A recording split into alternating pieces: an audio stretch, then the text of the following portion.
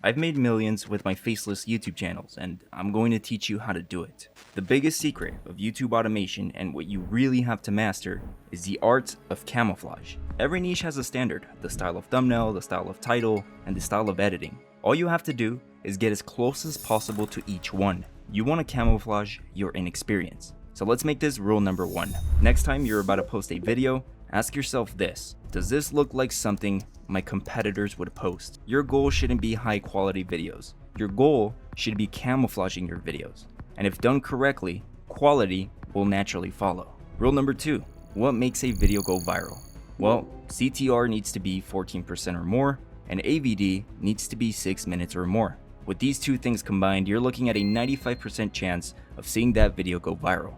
Rule number 3, and probably the most important rule, post 15 videos, and preferably 15 days. If 3 or more videos surpass 1,000 views, you're in business. If none of them surpass 100 views, take them down and repost them on a new channel. But this is saying you do rule number 1 correctly. Also keep in mind, you might have to do this multiple times because YouTube is fucking random. Rule number 4, pick a trending niche. And I'm speaking to beginners here.